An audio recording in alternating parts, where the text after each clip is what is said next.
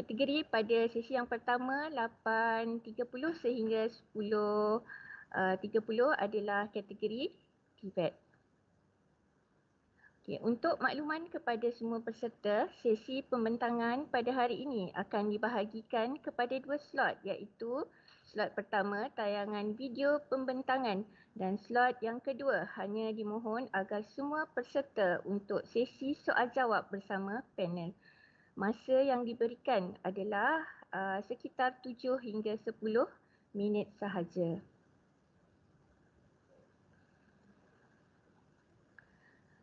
Baiklah, tanpa melengahkan masa lagi, peserta pertama kita pada hari ini ialah video ID 78. Okey, peserta bernama Ayuzi binti Taib dari Politeknik Kota Kinabalu dengan tajuk kajian sikap dan motivasi terhadap pembelajaran secara atas talian sempena pandemik COVID-19. Okey. Dipersilakan. Assalamualaikum warahmatullahi wabarakatuh dan selamat sejahtera. Saya Ayuzi Taib bersama rakan saya Nurazan Ismail, Nurmala Ahmad dan juga Nik Saifuddin Nik Muhammad Saleh. Kami dari Politeknik Kota Kinabalu Sabah dan tajuk kajian kami adalah sikap dan motivasi terhadap pembelajaran secara atas talian sempena pandemik COVID-19. So yang pertama kita akan lihat situasi semasa di mana berikutan dengan penularan pandemik COVID-19, banyak aktiviti pengajaran dan pembelajaran terjejas disebabkan oleh kawalan pergerakan dan keperluan untuk meneruskan sistem pendidikan tetap menjadi keutamaan semua institusi pengajian tinggi. Kesan daripada ini, aktiviti pengajaran dan pembelajaran diteruskan secara atas talian ataupun online. Dengan kemudahan teknologi, pengajaran dan pembelajaran masih dapat berlangsung secara dalam talian atau dikenali sebagai e-pembelajaran. Dan dalam e-pembelajaran, proses pembelajaran akan dijalankan dari jarak jauh di mana pelajar dan pensyarah tidak dapat berhubung secara fizikal tetapi melalui alam maya. Dan menurut sebahagian kajian, sikap dan motivasi merupakan elemen penting yang mendorong kepada pelibatan aktif pelajar dalam pembelajaran atas talian. Objektif kajian. Tujuan kajian ini dijalankan adalah untuk menilai sikap dan tahap motivasi pelajar dalam pembelajaran atas talian. Dan sampel kajian ini adalah pelajar Politeknik Kota Kinabalu Sabah. Dan seterusnya kita lihat hasil dan cadangan kajian. Hasil kajian mendapati sikap dan motivasi pelajar adalah di tahap yang sederhana, iaitu purata min sebanyak 3.047. Dan kajian ini telah memberi implikasi yang besar kepada kejayaan institusi dalam membentuk sikap dan motivasi pelajar yang tinggi terhadap pembelajaran atas talian. So yang pertama kita akan lihat kepada pengenalan kajian. Dalam situasi pandemik COVID-19, pelajar di institusi pengajian tinggi perlu mengikuti pengajian dalam talian atau dikenali sebagai alam maya. Banyak penyelidikan telah dijalankan mengenai halangan yang perlu dilalui oleh institusi pendidikan kerana tidak dapat menjalankan aktiviti pengajaran dan pembelajaran seperti biasa. Kelebihan dan kelemahan pembelajaran secara online juga banyak dibincangkan dalam kajian, iaitu telah dinyatakan oleh Gilbert 2015. Kesan daripada pandemik ini, aktiviti pengajaran dan pembelajaran berlangsung atas talian dengan penggunaan data internet yang tinggi, aktiviti sosial tidak dapat dijalankan secara fizikal, tidak dapat berjumpa pensyarah secara langsung, pembelajaran dijalankan di kediaman pelajar masing-masing, pengambilan pelajar baru juga dihadkan dan banyak lagi. Perkara ini menimbulkan persoalan sama ada pelajar masih mempunyai sikap dan motivasi yang positif terhadap perkara ini. Justru itu, kajian ini dijalankan untuk menilai sikap dan tahap motivasi pelajar dalam pembelajaran atas talian. Kajian berkaitan sikap dan motivasi dalam situasi ini sangat penting kerana ianya sangat mempengaruhi tingkah laku seseorang seperti yang diterangkan oleh Ajzain 1985. Mengukur sikap mempunyai peranan penting dalam menganalisis tingkah laku pelajar kerana merupakan fakta yang diketahui bahawa terdapat hubungan yang kuat antara sikap dan tingkah laku. Banyak kajian mendapati bahawa sikap yang menunjukkan pada tahap tertentu kemungkinan untuk menerapkan tingkah laku tertentu. Bertia 2009. Bercakap mengenai pembelajaran juga, sikap yang baik menunjukkan kebarangkalian yang lebih besar bahawa pelajar akan menerima sistem pembelajaran baru. Faktor-faktor seperti kesabaran, disiplin diri, kemudahan dalam menggunakan perisian, kemahiran teknikal yang baik, kebolehan mengenai pengurusan masa memberi kesan kepada sikap pelajar terhadap pembelajaran. Sikap boleh menjadi positif jika bentuk pendidikan yang baru sesuai dengan keperluan dan ciri pelajar, ataupun negatif jika pelajar tidak dapat menyesuaikan diri dengan sistem baru kerana dia tidak mempunyai set ciri yang diperlukan. Bertia 2009. Dapatan kajian ini juga penting untuk mendapatkan maklumat bagi menambah baik sistem pembelajaran atas talian dan mengambil langkah dan inisiatif lain bagi memberi galakan kepada pelajar yang terkesan dan tidak dapat mengikuti pembelajaran atas talian dengan baik. Seterusnya, metodologi kajian. Kajian ini merupakan kajian kuantitatif berbentuk tinjauan dan telah dijalankan di Politeknik Kota Kinabalu, Sabah. Di mana seramai 117 pelajar Politeknik terlibat dalam kajian ini. Kaedah pengurutan data adalah menggunakan teknik persampalan random dan instrumen yang digunakan adalah borang soal selidik. Kajian ini juga menggunakan perisian SPSS untuk menjalankan analisis deskriptif. Penentuan tahap pula adalah berdasarkan skor min iaitu Najmuddin 2009 di mana skala 1 hingga 1.99 adalah untuk skor lemah, 2 hingga 2.99 adalah rendah, 3 hingga 3.99 adalah sederhana dan 4 hingga 5 adalah tinggi.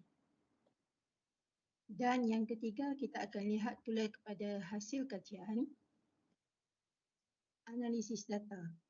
Yang pertama adalah data dalam keadaan normal melalui ujian kenormalan menggunakan nilai skewness dan kurtosis. Di mana untuk kajian ini, nilai yang diperolehi adalah plus minus 3.00. Dan yang kedua, analisis kebolehpercayaan item juga telah dijalankan dan nilai Cronbach alpha yang diperolehi berada pada tahap tinggi dan boleh dipercayai. Di mana untuk kajian ini juga nilai Cronbach alpha yang diperolehi adalah 0.920. Analisis demografi. Untuk kajian ini, seramai 117 sampel telah dijalankan di mana 58.1% adalah daripada pelajar lelaki dan 41.9% adalah daripada pelajar perempuan. Yang kedua adalah dilihat melalui cara capaian internet di mana sebanyak 65% adalah daripada internet prabayar, 28.2% daripada langganan pasca bayar dan 6.8% adalah dari pusat internet setempat. Hasil kajian seterusnya adalah daripada analisis skor min, di mana majoriti responden menunjukkan sikap dan motivasi yang sederhana terhadap pembelajaran atas talian.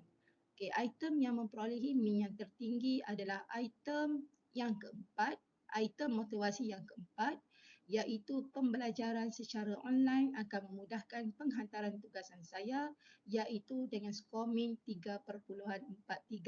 Diikuti oleh item aktiviti pengajaran dan pembelajaran yang dijalankan secara online adalah idea yang baik, di mana skor min yang dicapai adalah 3.15. Dapatan ini juga menunjukkan terdapat item yang mempunyai skor min pada tahap rendah, iaitu pada item motivasi yang ketiga, iaitu pembelajaran secara online akan meningkatkan keberkesanan saya dalam pelajaran, di mana nilai skor min yang diperolehi adalah 2.79, diikuti oleh item sikap Yang kedua dan juga sikap yang ketiga iaitu belajar dari rumah adalah idea yang baik dengan nilai skor min 2.91 dan saya suka menghadiri kelas secara online dengan nilai min 2.99. Ini kemungkinan kerana bagi mereka proses pembelajaran secara online ini sukar dan menjejaskan pemahaman mereka terhadap pembelajaran berbanding pembelajaran secara bersemuka.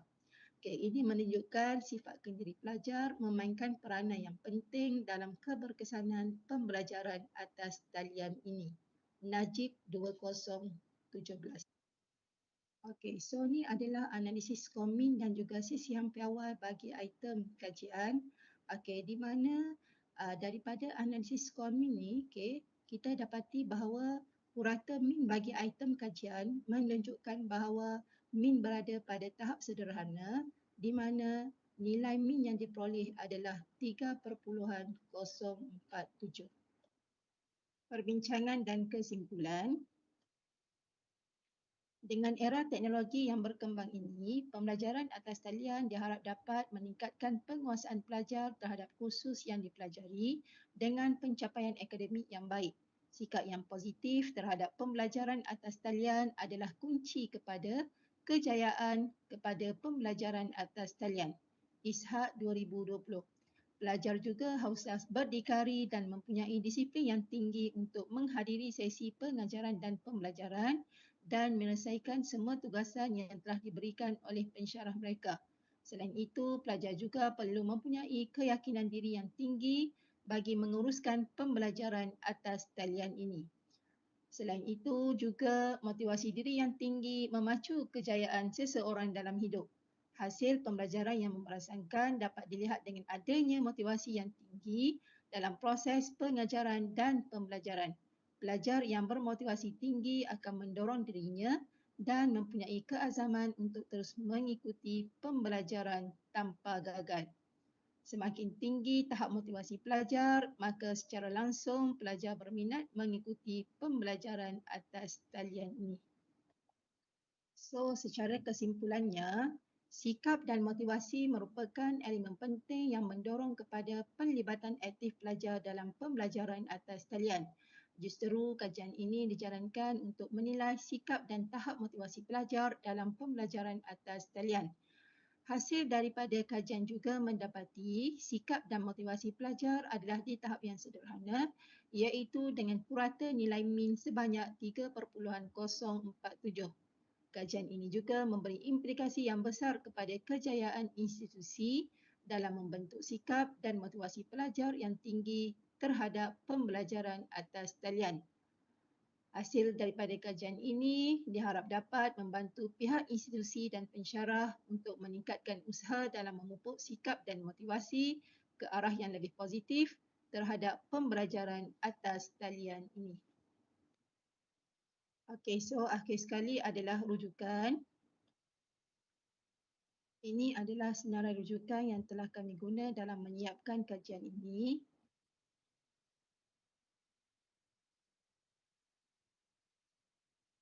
Setakat ini sahaja perbincangan daripada saya. Sekian, terima kasih.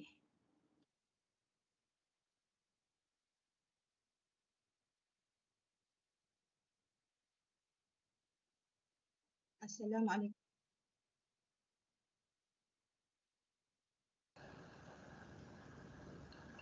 Baiklah, seterusnya sesi soal jawab oleh pembentang bersama panel. Dimohon kerjasama para panel pembentang dan panel untuk mengaktifkan butang kamera masing-masing untuk sesi soal jawab. Dipersilakan bagi moderator, dipersilakan untuk pembentang dan juga panel meneruskan sesi ini.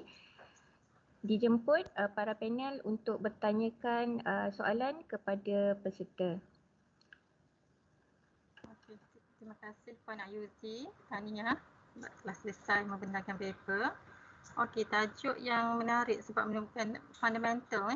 Kita tengok entrance sekarang, saya tajuk fundamental. Puan mengumpulkan sampel, bilangan sampel 117 quite okey. Cuma saya nak tanya Puan Ayuzi, untuk penulisan kertas artikel ni, Puan ada merujuk mana-mana teori sikap ataupun teori motivasi? Ada. Sekejap.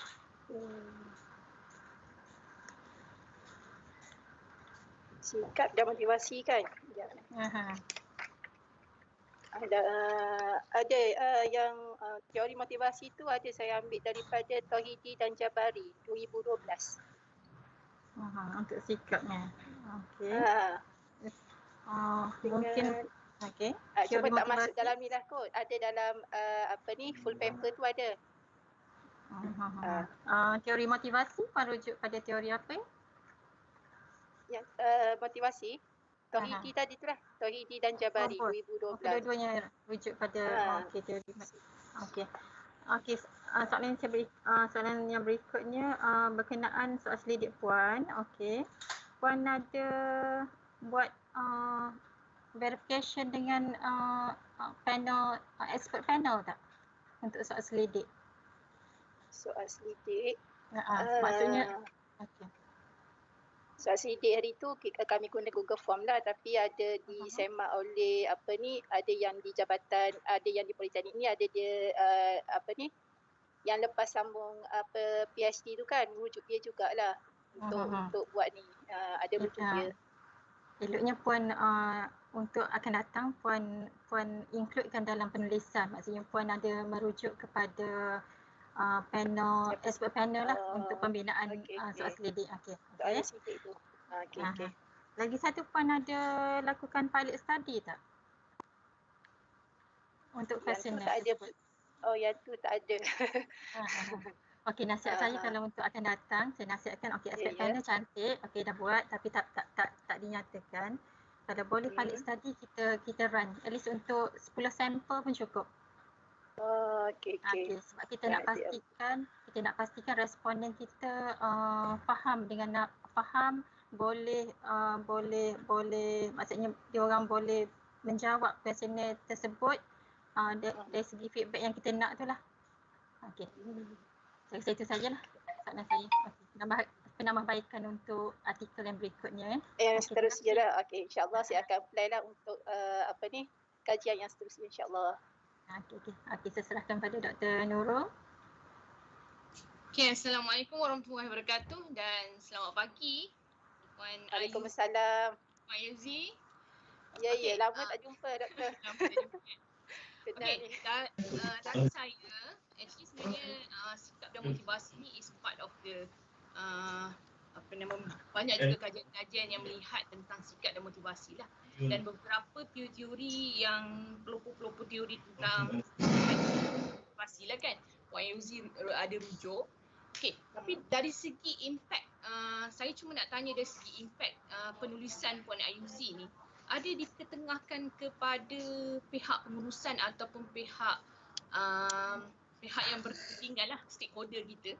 Jadi dapatan ni boleh menjadi sebagai satu rujukan lah supaya kita ambil tahu tentang how the status kita punya student lah. Sebab saya nampak Puan Ayuzi buat sampling tu untuk pelajar Politeknik Kota Kinabalu. Jadi adakah ada dibuat sharing knowledge bersama dengan pihak pengurusan, sebab dapatan-dapatan macam ni ialah memang kita mengkaji dari segi secara spesifik kepada pelajar kita lah kan, betul, pelajar untuk kepentingan pelajar kita lah. Jadi saya nak nampakkan adakah impact tu dikongsi bersama pihak pengurusan, jadi adakah berlaku CQI di situ? Belum lagi lah setakat ni. Sebab paper ni pun belum lagi. Mungkin insyaAllah lepas ni kita akan kongsi lah, Kokok boleh membantu pensyarah-pensyarah lain kan untuk tahu situasi pelajar kita sekarang kan yang belajar secara online. Setakat ni tak dikongsi lagi lah. Kalau tengok demografi yang Puan Ayuzi buat, adakah pelajar-pelajar ni memang dikategorikan, ada dilihat ke dalam kategori sektor dari segi dia punya macam kalau kita tahu sampling tu maknanya pelajar-pelajar tu kita ambil memang secara rawak lah kiranya tak kan? Rawak. Pelajar-pelajar tu kan? Campuran Sampel tu. ini kita ambil daripada semua jabatan semua jabatan lah. Kalau dekat Poli KK ni kita ada 5 jabatan. Kita ada awam, elektrik, perdagangan, mekanikal, hospitality dan pelancongan. So ada 5 jabatan dan melibatkan semua semesta lah. Cuma yang tadi tu saya yang data dalam yang saya present tadi tu tak keseluruhan lah, saya ambil yang penting saja. Sebenarnya kat sini kalau tengok full paper ada lagi lah, dia melibatkan semua semester sebenarnya, semester 1 sampai 6 lah. Okay. Daripada kalau kita lihat dari segi sampling responden kita tu kan, mungkin saya nampak mungkin menjurus kepada responden pelajar-pelajar di sekitar Sabah lah, betul? Ya. Dari Sabah lah kan, betul? Kita tahu dari segi mungkin dekat di Borneo, okay, macam mempunyai masalah dari segi talian. Adakah diambil kira, adakah dekat situ dalam kajian puan ni boleh dilihat dari segi sikap dan motivasi pelajar tu? Adakah dinilai dari segi responden pelajar tu? Ada? Oh tak ada, sebab kita ambil secara rawak, random kan. Secara rawak tak khususkan pelajar yang ada masalah lain tu, tak adalah. Secara rawak je sampel kita. Mungkin lepas ni boleh dibuatlah kot kajian seterusnya. Kita ambil sampel yang betul-betul ada masalah ni kan. Masalah talian ni. Mungkin yelah, boleh sebab di-upgrade lah lepas ni. Nak aktif kan, betul. Saya punya yang pandangan saya lah. Bila kita nak pelajar tu nak aktif dalam dalam kelas kan. Kita sebab puan tengok macam Puan Azizah dia sebut penglibatan aktif ataupun collaborative learning lah. Collaborate macam mana student tu participate dalam kita punya kelas online kan. Jadi dekat situ kadang-kadang apabila line mempunyai masalah, of course akan macam menyebabkan tak boleh nak participate lah kan. Mungkin dia akan motivasi, dia akan down lah. Ada masa tu akan rasa tak boleh nak nak memberi respon kepada apabila lecturer tanya kan. Ya, betul. Okay, sebab yang kita nampak pembelajaran online ni memang akan mengambil masa yang panjang lah. Betul-betul, dan mencabar juga dah. Yeah. Okay, itu saja daripada saya. Terima kasih Doktor. Okey, terima kasih diucapkan kepada para pembentang dan juga panel. Jadi mohon kepada para peserta untuk mengisi borang maklum balas peserta CiE-TVET 2021 Virtual Conference yang disediakan di ruangan chat meeting. Di chat team tu bahagian chatting ada 2 borang yang perlu diisi lah, borang kehadiran dan juga borang maklum balas ya. Jadi mohon kepada para peserta untuk mengisi borang yang disediakan. Okey, kita mohon kepada peserta pertama tadi dan juga panel, nanti kita ambil gambar sebentar ya. Boleh Puan Ayuzi, Dr. Nurliza dan Dr. Nur Huda untuk sesi yang pembentang pertama. Kita ambil gambar dulu ya. Boleh.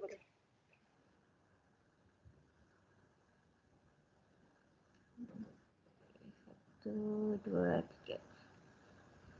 Okey, terima kasih. Sama-sama. Terima kasih juga. Sama.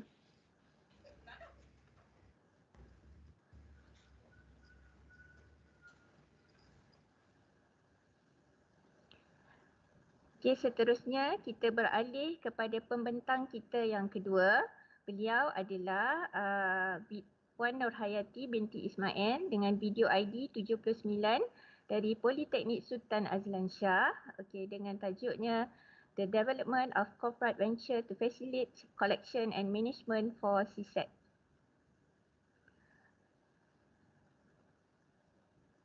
Okey, dipersilakan. Bismillahirrahmanirrahim. Assalamualaikum warahmatullahi wabarakatuh and a very good day to all of you. I'm Nurhayati binti Jamil from Corporate Industrial Services and Employability Center, CiE-TVET, Politeknik Sultan Azlan Shah. Now, this is my turn to present my research on the topic of the development of corporate venture to facilitate data collection and management for CiE-TVET. My research will concern on 4 parts, which is first one is on objectives, second one methodology, third one results analysis, and the fourth one is a conclusions. For the introduction, the mobile devices being utilitarian, user-friendly, accessible has made them the most popular and indispensable expedient for human essentials from the past few years, which is Malvolta from 2015. Mobile software developers are driven to release software on time and within budget. Software estimation plays a pivotal role in providing the most accurate sizing figure for building confidence in developers and stakeholders relationship. Source and Fragrance 2017. Many approaches used for the estimation of the traditional software are adapted for mobile application development and testing. Reisman 2010. This corporate venture application was built to facilitate the delivery of information to the officers in charge of PISAs, the industries, and PISAs alumni. It also aims to facilitate the collection of data, and information can also be done through this corporate venture application to facilitate the data is used for the purpose of auditing and achievement of key performance indicator KPI CiE-TVET PISAs. Let's move to the first parts on objectives. For the general objectives, the objective of this study was to design and develop a mobile app to facilitate and access to important information to PISA's officers, alumni, and industries that involve for understanding the procedures of each collaborative work process, industry advisors, AIAC, CEO at PCC, and alumni. Ini room 4 ni. Study objectives, where the first one, objective for alumni to facilitate access to important information to the PISA's alumni involved for understanding the procedures of each alumni process. Second, industries facilitate access to important information to the industry involved for understanding the procedures of each collaborative work process, industry advisor, IAC, and CEO at PoliCC. And the third one, CSEC admin, which is to facilitate CSEC admin to obtain the latest data and information from the parties involved.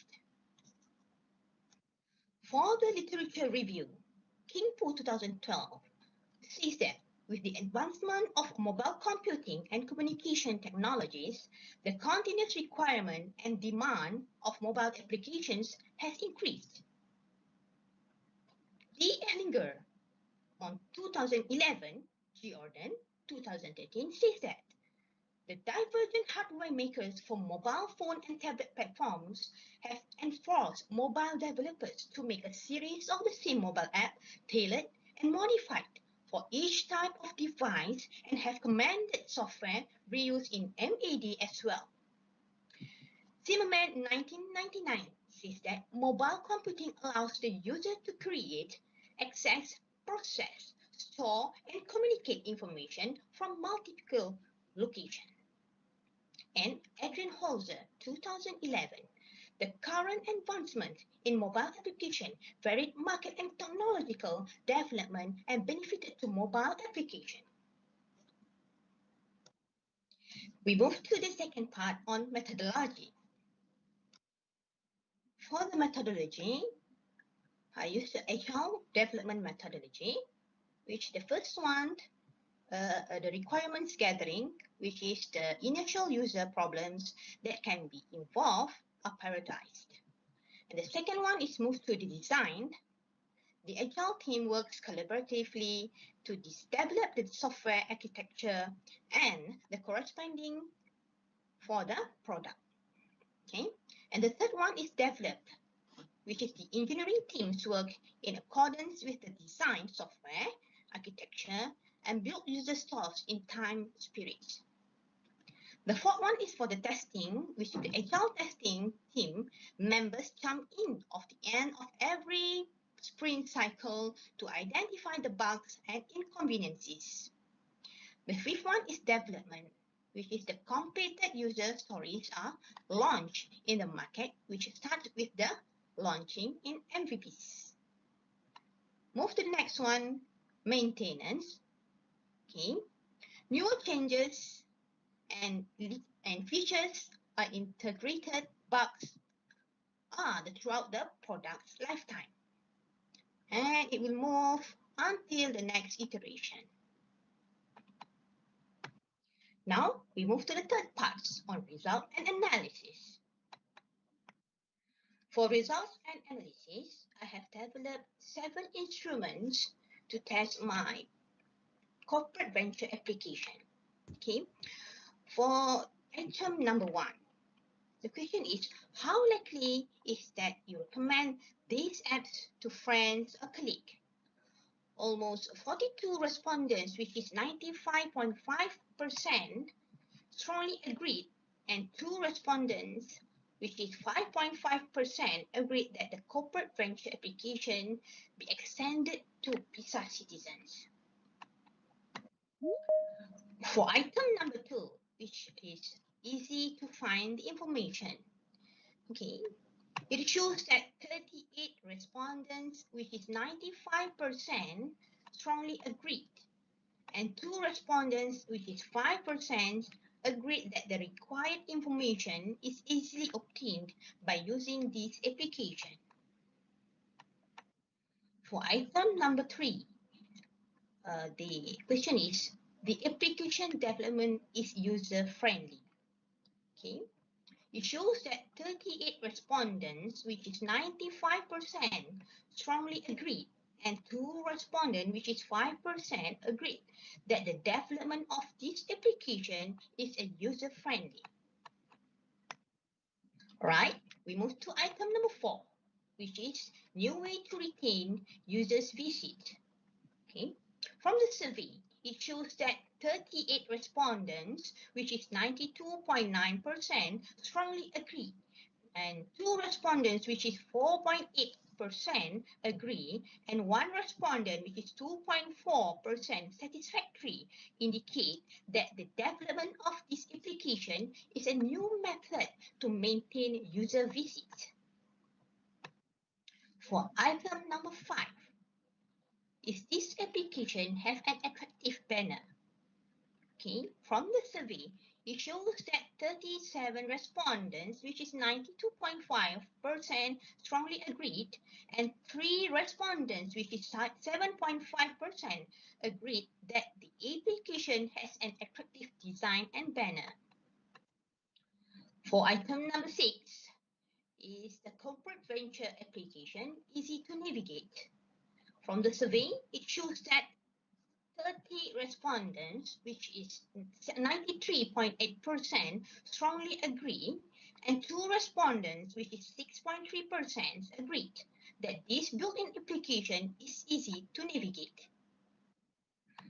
For the final item, which is on suggestions for improvement, almost 90% give a comment, a positive comment, which is the application is useful for the users. Okay, and also my PISA's alumni also gave a good comment for the application, which is they are very happy to have this application to engage the data of alumni for PISA's. Now we move to the 4th part on conclusions. For the first conclusion, it is hoped that with this corporate venture application, all users who need information will understand on how to facilitate the collection of data and information that can also be done through this corporate venture application. It is for the purpose of auditing and achievement of key performance indicator, KPIC SEC PISA's. For the second conclusion, most users of the corporate venture application are satisfied with the development of this application, which facilitates many parties, such as the academic departments, alumni association, CSEC Banting Polytechnic, and Unku Polytechnic, and the industries. There are also respondents informing that the application is very responsive, the use of good graphics, and the use of interesting color combination. For the impact of the application, this corporate venture application provides users who need information to understand their work process to produce good documents, and the findings facilitate the achievement of KPI CSEC, PISAs, as well as facilitate the document auditing process is carried out. Okay, this is one of the KPI under CSEC on KPI 20, which is we have to achieve 5 numbers of industry that have a high impact collaboration with PISAs. Okay, for the first quarter, actually PISAs didn't have any reporting on a high impact collaboration, which is 0.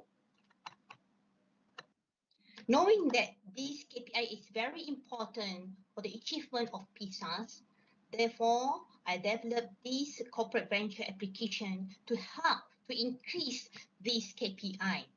Okay, on the third quarter, Alhamdulillah, PISAs has achieved 5 numbers of collaboration with high impact programs with industries. Okay, this is some of the reference that I've did, which is a reference from the books, from the journal, and also from the internet. Okay, for those from Polytechnic and Community College want to have this corporate venture, okay, all of you can use the Android phone, okay, like this one, okay, and just go to the Play Store and install the name of corporate venture, type corporate venture, okay, and then you will get the free edition or the pay edition, okay. So get the free edition, okay. So install it, okay, install the apps, okay, and then after you install the apps, okay, you can have your apps at the interface of your phone, okay, like this one, okay, like this one, okay. So this one, you just sign up, okay, with your email, okay, and put your password, okay. You have to use the Gmail account, yeah, not the Polytechnic or Community College email, and then you just type out your password. I can't share my password, sorry.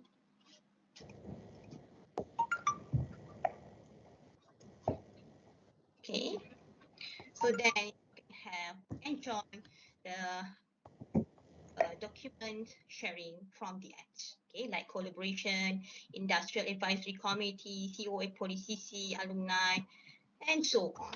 Okay, okay. For your information, I've shared my application to 2 polytechnics, which is Unku Polytechnic and Banting Polytechnic. Okay.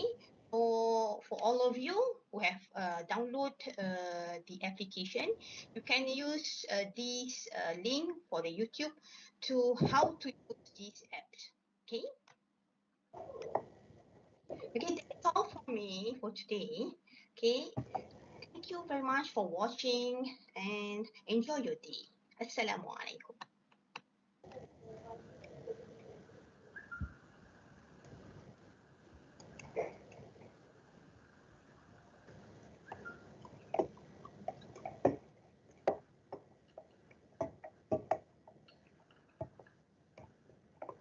Baiklah, seterusnya sesi soal jawab bersama panel. Dimohon para panel dan peserta untuk mengaktifkan butang kamera masing-masing. So dipersilakan. Okay, maybe Dr. Nurul mula dulu.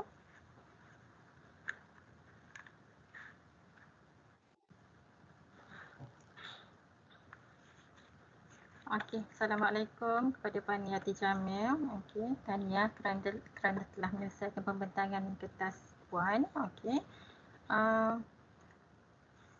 Okey, soalan pertama saya adalah dari segi objektif. Puan ada nyatakan dari segi design and develop. Okey. In total berapa objektif sama Puan garapkan dalam penulisan artikel ni? Ada tiga, yang general satu, ada tiga dia punya yang objektif yang seterusnya. Seperti yang saya present tadi. Design, develop, Puan ada masukkan tak analisis maklum balas pengguna dalam objektif? Untuk constructive comment lah, maksud mohon Puan masukkan untuk analisis maklum balas pengguna. Okey.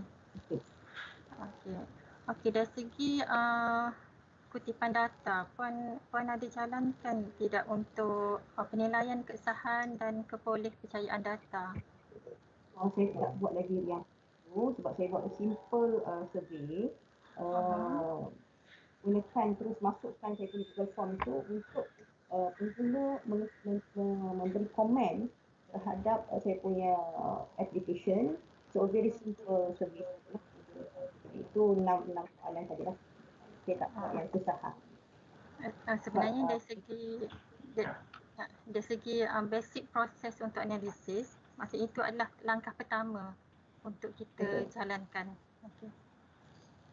Sebab dengan kita melalui proses validity dan reliability ini ianya akan quality item kita itu kita boleh tingkatkan. Ya. InsyaAllah next time saya akan buat improvement lah untuk sekarang ini. Ingatkan sebab ini inovasi saja, jadi tak perlukan yang kesalahan tu. Sepatutnya kena ada lah. Okey, itu saja soalan dari saya. Terima kasih Puan Yati.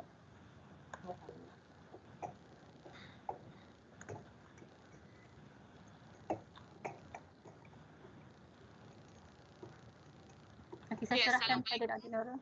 Warahmatullahi wabarakatuh. Selamat pagi. Okey, tahniah Puan.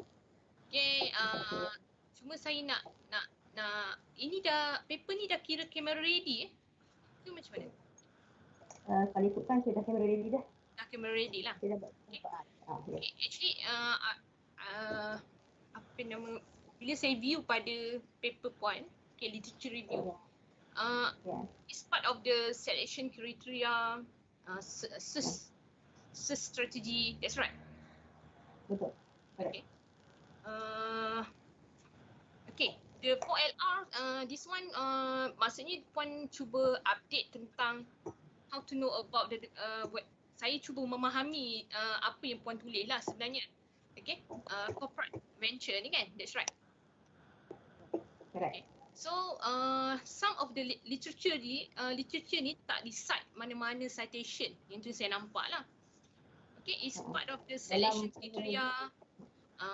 Itu adalah lebih kepada macam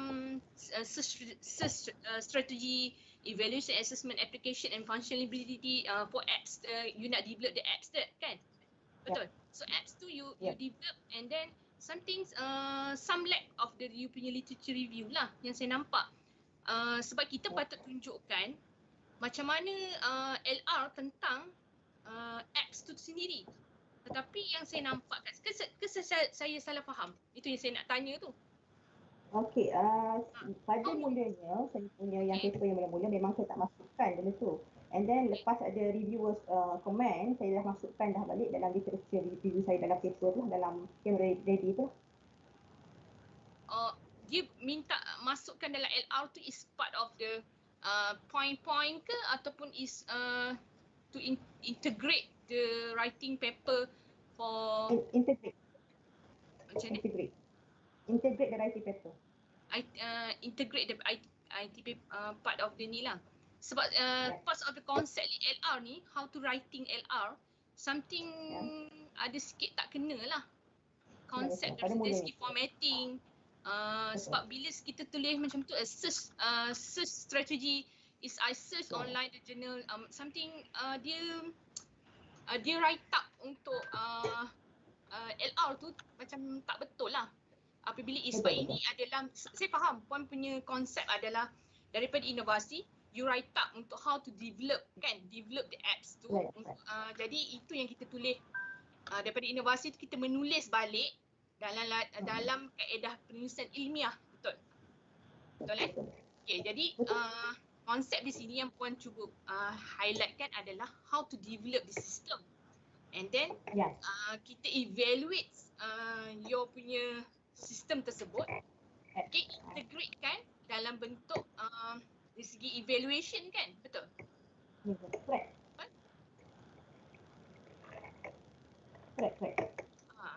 Jadi itulah saya nak tegur sikit. For LR tu you kena review balik. Something you kena cite the, dari segi proses development tu sendiri. Okay? Dan write up tu dia tak boleh, kalau LR kita tak boleh tulis dalam bentuk 1, 2, 3 macam point-point macam tu. So you kena elaborate dalam kajian-kajian ataupun is a theory development something view design and characteristic functionality.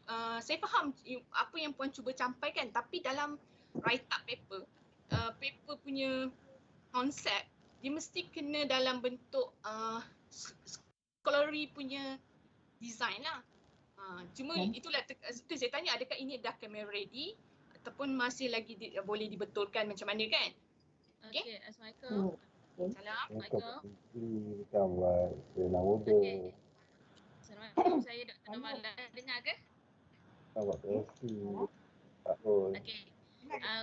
Untuk pengetahuan Dr. Sharifah dan juga Puan Hayati, okey, memang dah kamera ready dah untuk paper berkenaan.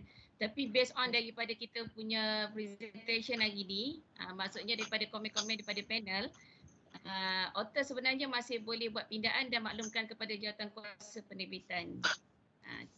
Okay, terima kasih. Terima kasih Dr. Mala. Okey, itu saja daripada saya. Okey, terima kasih Dr. Sharifah.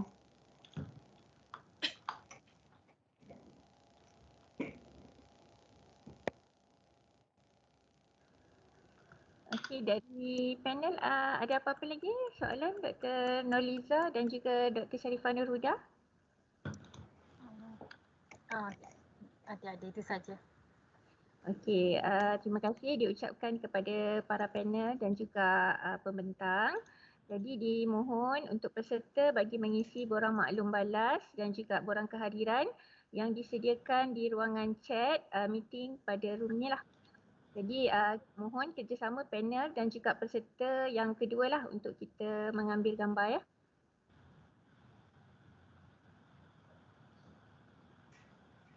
Okay, 1, 2, 3. Okey, terima kasih. Terima kasih.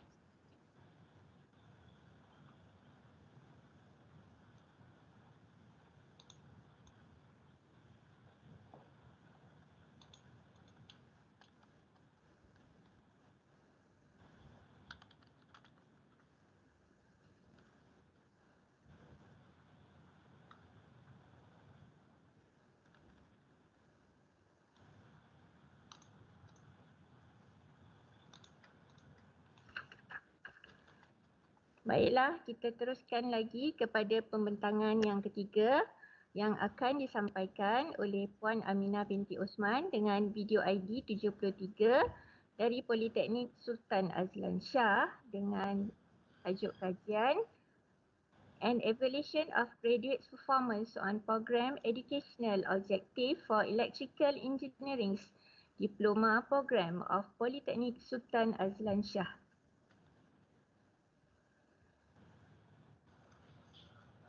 Dipersilakan. Assalamualaikum and very good morning. I am Aminah binti Osman, will present my paper with Dr. Normala binti Rahmat from Politeknik Sultan Azlan Shah with title of An Evaluation of Graduate Performance on Program Educational Objectives for Electrical Engineering Diploma Program of Politeknik Sultan Azlan Shah. The Polytechnic education system was first introduced the outcome-based education (OBE) approach in all program in June 2010. Three main components in terms of student achievement in academic program in OBE: course learning outcome (CLO), program learning outcome (PLO), and program educational objectives (PEO). The PEOs and PLOs in the Polytechnic education system are centrally formulated by the Curriculum Development Division, Department of Polytechnic and College Community Education concerning guidelines produced by the Malaysian Qualification Framework and Engineering Technician Education Program Accreditation Standard by Engineering Technology Accreditation Council, Board of Engineers Malaysia. Dia cuma buat hari tu try pagi. Yelah, first time kan. Of graduates' performance based on the PEOs for the electrical engineering diploma programs of Polyteknik Sultan Azlan Shah. And one questionnaire was distributed to the alumni to obtain the feedback of the PEOs. The collected data are then analyzed to evaluate the performance of the graduates. The outcome from this study will be used to propose continuous quality improvement for the program. A pilot test has been carried out. The collected data was used as a guideline to set the performance indicator. The PEO performance indicator had been set in the department academic meeting in 2021. PEO number 1, practicing technician in electrical engineering related field, which describes a technician who works in any industry with a job function in the electrical or electronic discipline. The performance indicator set is 50%. PEO number 2, contributing to society with professional ethics and responsibilities, which describes the graduates' involvement in community activities, which includes engineering and non-engineering work related to society, health and safety. The performance indicator set is 70%. PEOs number 3, engaging in enterprising activities that apply engineering knowledge and technical skill, which describes the enterprising activities which require effective communication and contribution as a team member. The performance indicator set is 50%. PEO number 4, engaging in activities to enhance knowledge for successful career advancements, which describes the future achievement of the graduates, opportunities to further their studies to a higher level, to upgrade knowledge in or job promotion. The performance indicator set is 30%.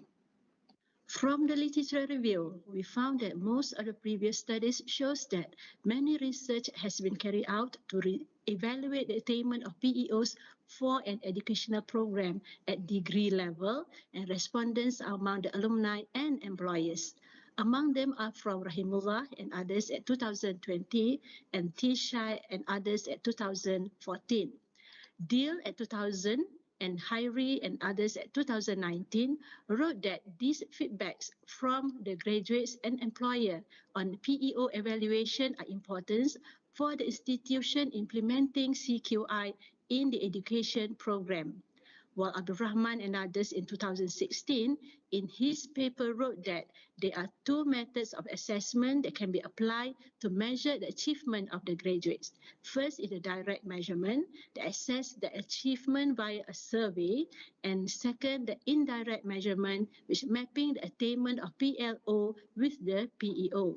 While Nur Ifa and others at 2010 mentioned that the results from the PEO evaluation will indicate that the program is capable to produce technically competent quality graduates, socially well interacted, creative and innovative, possess professional attitudes and ethics, and meet the industrial expectation, which will qualify to be registered as engineering technician under Board of Engineers. In this research, the instruments in the form of questionnaire survey were developed to measure the attainment level of PEOs. This questionnaire survey was then distributed online to alumni who graduated in December 2016 and June 2017 that is divided into 4 categories, which is graduate who employed, self-employed, further study, and unemployed. A total of 47 alumni answered the questionnaires given from a population of 333 graduates. The questionnaires was divided into 6 sections with 12 items. Section A, background information. Section B, employment information. Section C, technician in electrical and electronic field. Section D, role of graduates. Section E, enterprising activities. And lastly, Section F, career advancement. The analysis of the attainment level of PEOs is started with getting the percentage of employability of graduates, whether they are employed, self-employed, further studies, or unemployed. Then continue with the analysis to get the range of salaries for the employed graduates, followed by the detailed analysis of PEO1 until PEO4. From total of 47, 23 respondents, which represents 49% graduate, further their studies, and 47% are employed. And for salary range, majority salary are in the range of less than 2,000.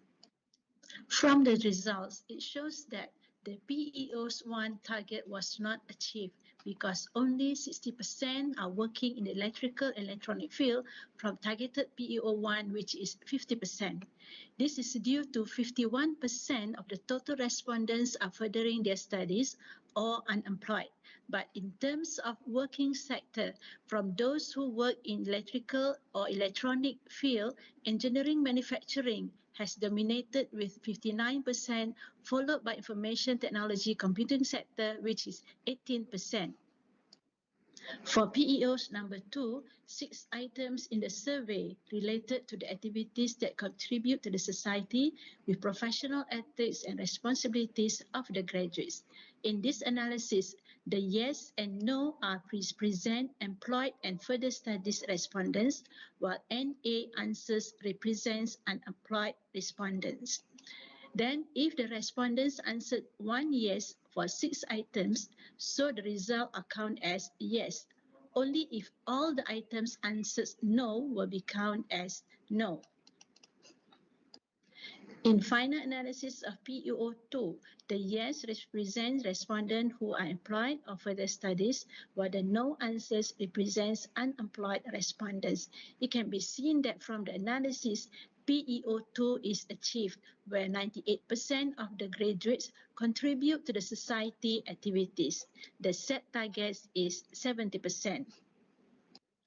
There are 2 items related to PEO3, which are involvement of graduates in enterprising activities that apply engineering knowledge and technical skill, and involvement in enterprising activities in any form of business. The target for PEO3 that has been set is 50%. PEO3 has achieved the target with 62% involvement of graduates in enterprising activities that apply engineering knowledge and technical skill. PEO4 has achieved the target with 98% graduates engaging in activities to enhance knowledge for successful career advancement, which is either the graduates' further studies, self-employed, holding a senior position post and salary increment, involved in technical project, or involved in R&D and upgrade technical knowledge, while 2% was not answered because of unemployed. As a whole, the result shows that the overall performance of the graduates for PEOs is achieved, except for PEO1. One of the factors that have been identified that affect the result is the data analysis includes the graduates who do not employ and those who continue their studies. However, if the analyzed data only on the employed graduates and who works in the field of electrical and electronics, the percentage of performance can be achieved up to 50%. Hence, a suggestion can be made that questionnaires should be revised and improved to ensure the purpose of the assessment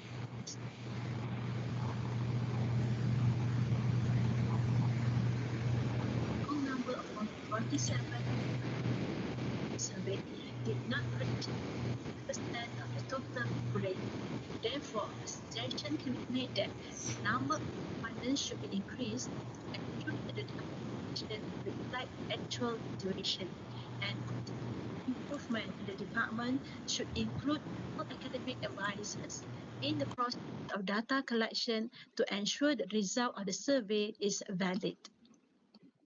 As a conclusion from this study, the analysis data indicates that the PEO's achievement for the Electrical Engineering Diploma program in PISAS are acceptable. The result shows that 3 out of 4 PEOs has achieved above the set target. So we would like to recommend that 1. The findings from this survey are shared with all academic staff to help the department to identify any shortcomings that contribute to underachievement. Second, the continual quality improvement strategies should be well planned by the department to ensure necessary action can be taken to improve the attainment of the PEOs. And lastly, the survey was carried out for this time involving the graduates from the cohort December 2016 and June 2017, where the respondents was only from the alumni. So the survey should be include feedbacks from the employers in the future to make that the study more significant. That's all from us. Thank you. Assalamualaikum.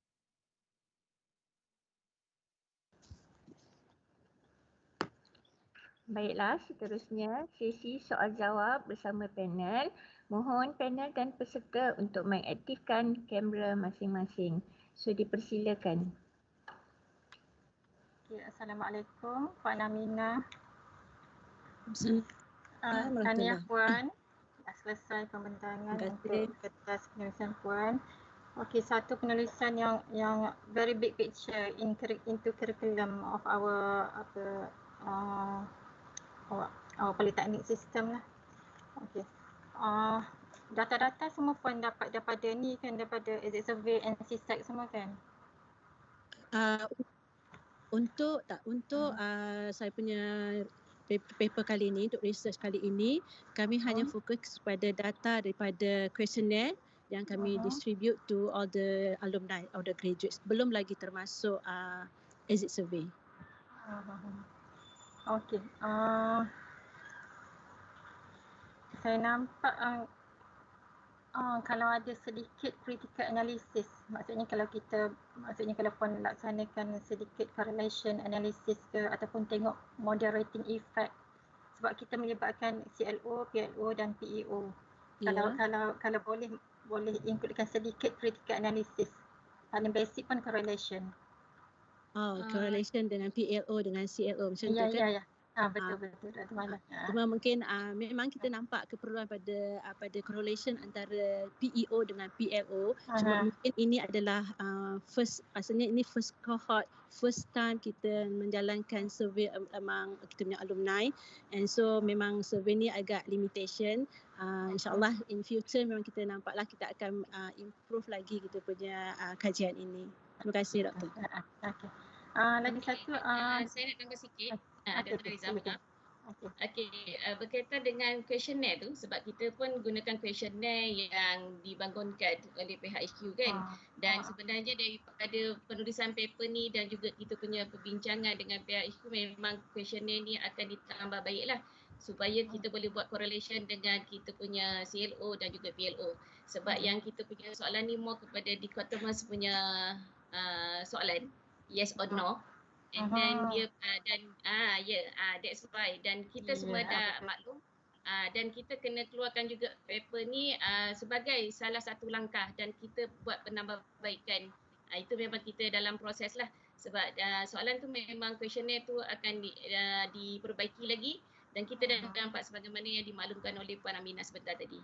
Terima kasih. Lagi satu daripada result tu kita tengok satu PEO tak achieve kan. Okey. Ya. Rasa saya maksudnya anda tak propose any model untuk to revise untuk kita overcome the unachieved PEO. Any model to revise lah maksudnya for us to propose to kita overcome that unachieved PEO. Yes, seperti mana kita sebutkan dalam kita punya discussion and conclusion tadilah, this is first try. Memang still banyak kita nampak kelemahan. Sebenarnya saya sendiri juga sebenarnya terlibat secara langsung dalam membangunkan instrumen survey ini dengan pihak kurikulum. Jadi kita dah telah nampaklah di mana kelemahan dan memang insya-Allah kita akan take note teguran itu supaya untuk memang kita nampak di situ kita punya question untuk PEO1 sebab apabila responden adalah majoriti, kalau lihat kepada part A kita punya data, majoriti yang menjawab survey ini adalah further study. Mereka sambung belajar kan. Jadi sebab tu PEO tu nampak ada sedikit kelemahan di situ yang kita boleh lihat balik supaya nanti data yang kita dapat tu lebih baik lah. Tapi result tu quite good lah sebab satu je tak achieve. Yeah. Meaning 80% is kita dah achieve lah. Yes. Okay, so itu sajalah soalan daripada saya. Saya serahkan kepada Dr. Sharifah. Saya nak tambah sikit mengenai tentang yang tadi tu. Kan kita tak achievekan dia punya pencapaian. Kalau kita lihat yang responden yang jawab tu 47, itu orang kata dekat sini kita dah nampak satu penambahbaikan ialah daripada segi collection data. Sebab kita try run and then bila kita tak ada data untuk dapatkan responden yang tahun 2007 itu first yang betul-betul cukup satu kohort kan, kohort pertama. Jadi dekat situ bila kita nak collect data tu kita tak dapat ni. Yang ada tu banyak yang jawab 2000 yang kemudian. Jadi dekat sini kita dah nampak penambahbaikan yang perlu kita buat ialah daripada segi how kita collect, nak cari responden tu untuk pastikan dia jawab. And then yang result yang ada ni based on apa yang jawab. Jadi pada ketika tu memang ramai yang further study. Yes. Because the challenging is to collect the data from the respondent yang dah 3 to 5 years tinggalkan kita. Meninggalkan sistem politeknik. Okey, seterusnya saya serahkan kepada Dr. Sharifah untuk Q&A. Terima kasih. Okey, Assalamualaikum warahmatullahi wabarakatuh dan selamat pagi. Puan apa ini? Puan Aminah dan Dr. Normala. Okay, an evaluation of graduates performance to PEO and for electrical polytechnic Sultan Azlan Shah lah. Saya tanya lah sebab ini write up paper berkaitan tentang how to analyze the PEO dan PLO to integrate kita nak memahami dari segi performance the students tu untuk kita lihat untuk CQI for the program kan. Okay. Sama E-Tech ataupun MQA. Jadi saya cuma nak tanya tentang ada satu spider webs dekat bawah tu dalam your punya analysis. How to integrate dari segi kan ada dalam spider web tu, pasal tak ada spider web. Graduation achievement for the SERS. Okay. The PEO macam the analysis ni yang dari segi dapatan kajian ni, how kita nak memahami dari segi performance bila kita tengok spider web ni kan, betul?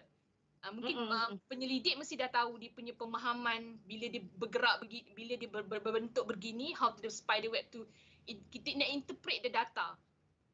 Betul. Okay, kalau kita lihat pada spider web tu, actually bila dilihat balik, kita nak tengok sebenarnya kan, dia sebenarnya kalau ikut dekat sini, dia punya percentage tu, dia sebenarnya ni hanya satu je ni doktor. Kalau nak ikutkan spider web, dia cantik kalau ada yang CLO, PLO dengan PEO. Dan dia akan integrate sekali kan. Yes. Okay. Tapi mungkin pada pandangan doktor mungkin tak sesuai kot pakai spider web kat sini ke atau macam mana? Itulah tak, sebab itu saya digunakan, jadi mesti penyelidik faham how kita interpret the data tu. Okay. So yang ini kalau lihat kan dia kena daripada pengusatan tengah tu kan, dia menunjukkan peningkatan dia kepada percentage dia pada angle yang ada tu. Tapi itulah mungkin boleh ditambah baik kat sini kot, mungkin ditukar tak sesuai ke untuk interpretation yang ini. Okey, terima kasih Dr. Sharifah. Sebab bila tengok spider web ni, kita akan tengok tengok performance sebenarnya. Perasan tak kalau kita kalau pergi khusus kan, kalau UIPL dia ada buat analysis part of the spider, yalah biasa kita akan tengok kita punya performance, kita nak pergi khusus apa kan. Jadi itu yang bila tengok ni saya rasa seronok nak tengok. Jadi itu yang saya nak tanya pendidik tu. Maksudnya benda tu boleh digambarkan di situ. Tetapi dia punya mungkin dia kena perlu elaborate. Yes. Betul. So mungkin dekat sini kami boleh letaklah cadangan untuk nak lihat performance. Is better one of the punya gambarannya menggunakan spider web lah. Sebenarnya saya pun nak tengok juga boleh jadi tak benda ni dekat sini kan. Tapi itulah dia akan lagi cantik kalau kita ada data yang kami sini nampak bila dekat sini tu yang saya berbincang dengan Puan Aminah sebagai penambahbaikan untuk dinaikkan kepada pihak HQ. Kita perlu itulah bila kita dah buat tu kita nampak kita kena ada data CLO tu perlu dikumpul oleh semua KP dengan cantiknya, and then kita kaitkan dengan dia punya PLO. Juga yang paling lagi ni ialah exit survey dan baru pada PEO. So baru dia satu complete cycle lah untuk penambahbaikan. Okey, terima kasih doktor. Okey. Terima kasih. Sama. Okey, ada apa-apa lagi dari Dr. Naliza dan Dr. Sharifah? Okey. Okey, terima kasih diucapkan kepada pembentang dan juga para panel. Jadi dimohon para peserta untuk mengisi buku maklum balas peserta dan juga borang kehadiran di ruangan chat yang disediakan. Jadi sesi pembentangan kita akan berehat seketika dan akan bermula pada pukul 11 pagi. Jadi dimohon kepada semua peserta sesi pertama untuk kita bergambar bersama-sama. Okey, nanti mohon on kamera masing-masing .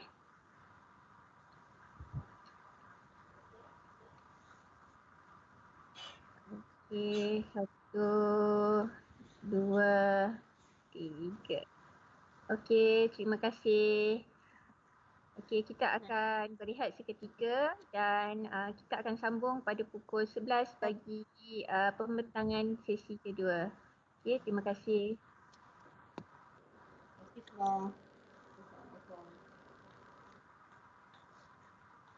Assalamualaikum, terima kasih. Terima kasih. Sama. Puan Nohayati. Ada Puan Nohayati? Dah keluar Sudah keluar? Ya, dia dah. Puan Nohayati. Tadi write up paper tu ada semua orang. Boleh saya cakap kat sini? Boleh. Sebab yang dekat LR tu dia macam sebab yang saya tengok paper tu kan dia